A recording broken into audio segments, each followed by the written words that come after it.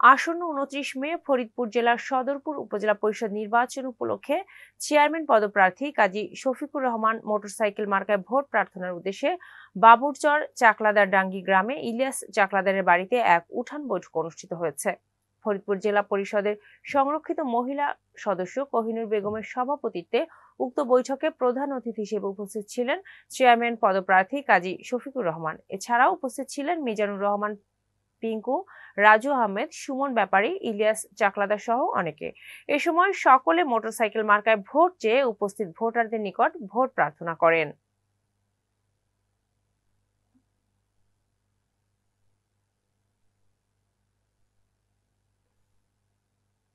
কেশবপুর উপজেলা পরিষদের নবনির্বাচিত চেয়ারম্যান মফিজুর রহমান শনিবার দুপুরে কেশবপুর উপজেলা আওয়ামী লীগের দলীয় কার্যালয়ে সাংবাদিক সম্মেলন করে মিথ্যাচার করে শাক দিয়ে মাছ ঢাকার চেষ্টা করেছেন বলে দাবি করেছেন কেশবপুর উপজেলার মধ্যাকুল গ্রামের ঘের ব্যবসায়ী জাহাঙ্গীর আলম। তিনি এর প্রতিবাদ জানিয়ে বলেন, মূলত মোস্তাফিজুর রহমান একজন ভূমিদস্যু। তিনি আমার ঘের জোরপূর্বক দখল করে কোটি টাকার মাছ লুটের পরিকল্পনা করে আসছে। আমি বিষয়টি বুঝতে পেরে আদালতের দ্বারস্থ হওয়ায় মফিজুর রহমান শাক দিয়ে মাছ ঢাকতে ঘেরের বিষয়টি রাজনৈতিক ইস্যু বানিয়ে ফায়দা লুটতে চাচ্ছে। তিনি আমার বিরুদ্ধে সাংবাদিক সম্মেলন করে সেখানে বর্তমান সংসদ সদস্যদের জড়িয়ে মিথ্যা বানোয়াট বক্তব্য দিয়ে বিষয়টি ভিন্ন খাতে প্রবাহিত করে ঘের দখল করতে চাচ্ছে। মফিজ একটি রাজনৈতিক দলের কার্যালয়ে সাংবাদিক সম্মেলন করে আমার মালিকানাধীন ঘের নিজের বলে দাবি করছেন, যা সম্পূর্ণ মিথ্যা। মূলত মফিজের লিজের মেয়াদ শেষ হওয়ার পরে গত জানুয়ারি মাসে 1/3 জমি মালিকগণ নতুন করে ন্যায্য মূল্যে আমার নিকট ঘেরে ডিড করে দেয়। এরপর আমি ঘেরে প্রায় 80 লাখ টাকার মাছ ছেড়ে নিয়মিত মাছের পরিচর্যা করে আসছি। মফিজ বিভিন্নভাবে আমার কাছ থেকে ঘের নিতে না পেরে এখন জোরপূর্বক ঘের দখল করে নিতে ঘেরের বিষয়টি রাজনৈতিক ইস্যু বানাচ্ছে। আমি এর তীব্র নিন্দা ও প্রতিবাদ জানাচ্ছি। জাহাঙ্গীর আলম আরও জানান, ইতিপূর্বেও মফিজুর রহমান সুলতান নামে এক ঘের ব্যবসায়ীর নিকট থেকে জোরপূর্বক ঘের দখল করে 4 কোটি টাকার মাছ লুট করেন। সুচতুর মফিজ নিজের দুর্নীতি ও অপকর্ম আড়াল করতে নিজের বিষয়কে রাজনৈতিক হাতিয়ার বানাতে বর্তমান সংসদ সদস্যের নাম জড়াচ্ছেন এবং আমার বিরুদ্ধে সাংবাদিক সম্মেলন করে সেখানে সংসদ সদস্যের নামে মিথ্যা বানোয়াট অভিযোগ তুলে ধরে রাজনৈতিক ক্ষমতার দাপট দেখিয়ে আমার ঘেরের মাছ লুটের পরিকল্পনা বাস্তবায়ন করতে যাচ্ছে।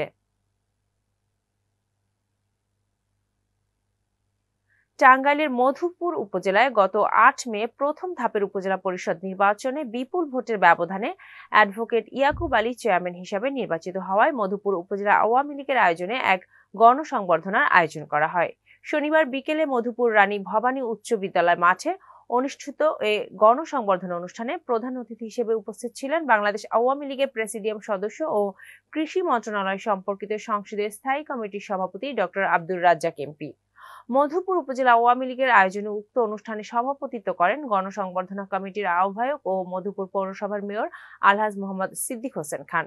সংবর্ধনা অনুষ্ঠানে শুভেচ্ছা বক্তব্য রাখেন জেলা আওয়ামী লীগের সহ সভাপতি পাপ্পু সিদ্দিকী, উপজেলা আওয়ামী লীগের সহ সভাপতি আবু সাইদ তালুকদার দুলাল, সহ সভাপতি কাজী মোতালেব হোসেন, সহ সভাপতি আক্তার হোসেন খান, যুগ্ম সাধারণ সম্পাদক সাদিকুল ইসলাম সাদিক, সাংগঠনিক সম্পাদক হেলাল উদ্দিন, বীর মুক্তিযোদ্ধা আব্দুস সালাম, নবনির্বাচিত ভাইস চেয়ারম্যান সজীব, মহিলা vice chairman Nigar Sultana Ruby সহ উপজেলা আওয়ামী লীগ, যুবলীগ, ছাত্রলীগ ও অন্যান্য অঙ্গ ও সহযোগী সংগঠনের নেতৃবৃন্দ।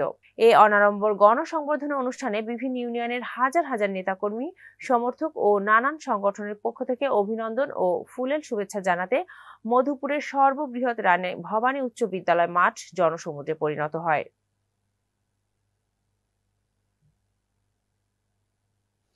বাংলাদেশ কাতারের সম্পর্কের সুবর্ণ জয়ন্তী উপলক্ষে অনুষ্ঠিত হচ্ছে বাংলাদেশ ট্রেড ফেয়ার কাতার 2024।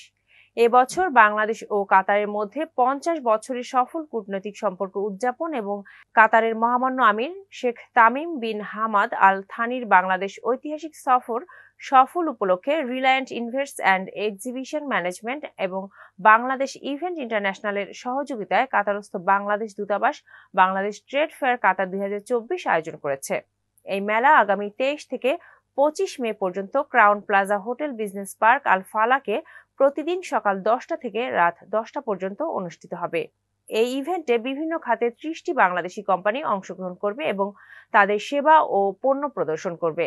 এছাড়াও বাংলাদেশের বিভিন্ন খাতে বিনিয়োগের সম্ভাবনা তুলে ধরা হবে।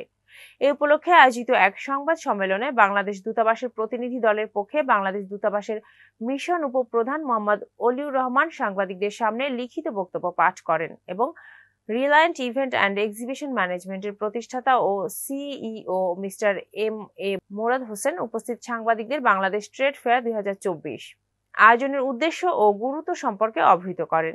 দুই ভ্রাতৃপ্রতিম দেশের মধ্যে বিদ্যমান দীর্ঘ বন্ধুত্বপূর্ণ সম্পর্ককে নতুন মাত্রায় উন্নীত করতে এই আয়োজন গুরুত্বপূর্ণ ভূমিকা পালন করবে বলে তারা আশাবাদ ব্যক্ত করেন। 3 দিন ব্যাপী এই ট্রেড ফেয়ারে বাংলাদেশ ও কাতারের মধ্যকার বহুমুখী ব্যবসায়িক সম্ভাবনা ও বিভিন্ন খাতে বিনিয়োগের উপর সেমিনার ও বিজনেস টকের আয়োজন করা হচ্ছে। আমাদের সমৃদ্ধ সাংস্কৃতিক ঐতিহ্যকে ছড়িয়ে দিতে মেলায় বাংলাদেশি শিল্পীদের অংশগ্রহণে থাকছে মনোমুগ্ধকর সাংস্কৃতিক অনুষ্ঠান। এছাড়াও মেলায় আকর্ষণীয় পুরস্কার সহ র্যাফেল ড্রয়ের ব্যবস্থা রাখা হয়েছে। বাংলাদেশ ও কাতারের মধ্যে এই ঐতিহাসিক সম্পর্কের উদযাপন ও ভবিষ্যৎ সম্ভাবনা সম্পর্কে জানতে আয়োজকদের পক্ষ থেকে সকলকে বাংলাদেশ ট্রেড ফেয়ার কাতার 2024-এ অংশগ্রহণ করার জন্য আন্তরিক আমন্ত্রণ জানানো হচ্ছে। সংবাদ সম্মেলনে অন্যান্যদের মধ্যে উপস্থিত ছিলেন বাংলাদেশ দূতাবাসের দূতালয় প্রধান মোহাম্মদ নাসির উদ্দিন, প্রথম সচিব আব্দুল্লাহ আল রাজি, রিলায়েন্ট গ্রুপের business wing manager Sheikh Kamruzzaman. সংবাদ সম্মেলনে উপস্থিত ছিলেন প্রিন্ট ও ইলেকট্রনিক মিডিয়ার 16 জন প্রতিনিধি।